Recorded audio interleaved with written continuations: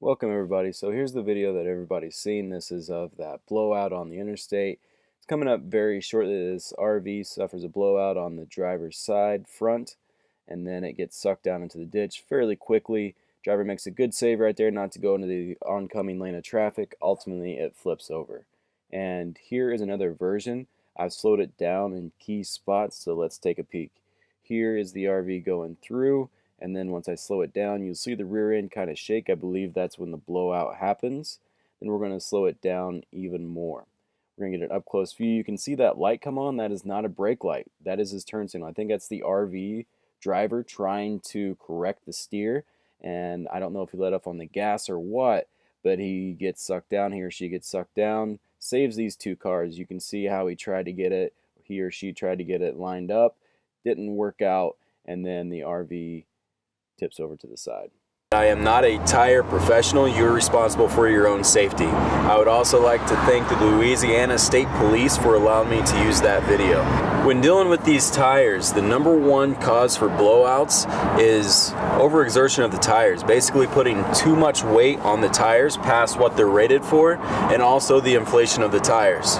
It's a very, very good idea to check your tires before each time you drive. What happens a lot of time in the spring, people will have their RVs sitting all winter, and when they go to take them out for the first time in the season, they don't think about the tires, and then blowouts happen. The very first time I watched the video, I thought the driver hit the brakes. I thought that's what caused the dive down into the ditch. But after reviewing the video and zooming in, as you just saw, the driver didn't hit the brakes. I think that light that we saw is as the driver was going down the road, he or she tried to correct the steering, and then when he or she did, they bumped the turn signal, and that's what that flash of light we saw. Those were not the brakes. What I think may have happened, I'm not too sure. I'd have to ask the driver that was driving at the time, but I think what happened was they let off the gas.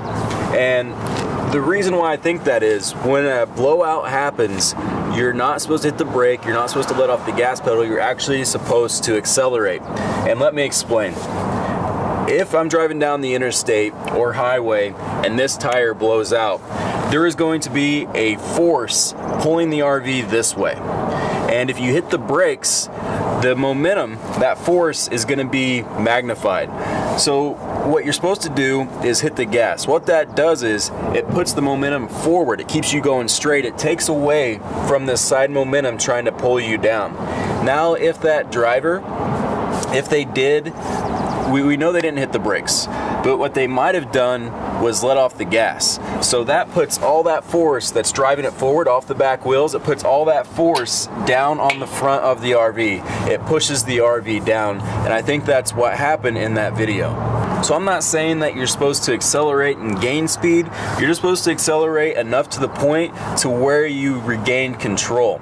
And you want to keep your foot on the gas, start feathering back, and what's going to happen as well, you're going to have to steer away from the blowout. So say this is my front passenger side. If I'm the driver, I need to steer in the counterclockwise position to keep the RV under control. Once I get it under control, I can start feathering off. And from what I've read online, from suggestions people have messaged me, is you should wait till you're 25 miles per hour or lower, just until you feel comfortable. Take your time.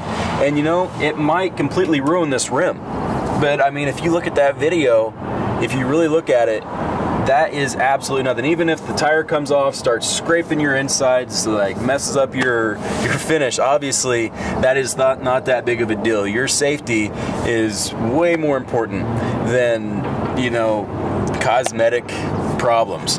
And I'm not going to self-promote here, but what I did is I got a TPMS sensor.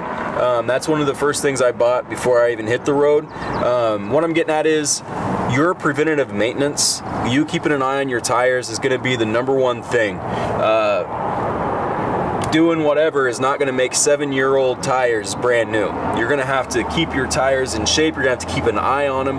Like I said, I personally use a TPMS system that keeps track of the temperature and the PSI as I'm going down the road, because I'm a very cautious person. And, you know, I know that front end blowouts are, some of the biggest safety concerns for RVs. And the same procedure goes for the rear tires as well. If you have a blowout in the rear, same thing. You accelerate until you gain control, and then you can slow down from there. So once again, everybody, I am not a professional. This is from the research I did and from the messages people sent me. There's a lot of great information out there. You can check out other videos besides this, but 100% the best thing you can do is prevent a blowout, and there's many different ways you can do that. I do that personally by TPMS system. Some people believe in them, some people do not. I have one. And also just keeping an eye on your tires, like make sure you're keeping up with them. And if a blowout occurs, because me personally, I didn't know about this till I saw the video. So I think this is a great opportunity for people to learn. And then in the future, if Lord forbid you do have a blowout, you'll act accordingly. You won't hit the brakes out of panic, and you'll keep you and your passengers safe.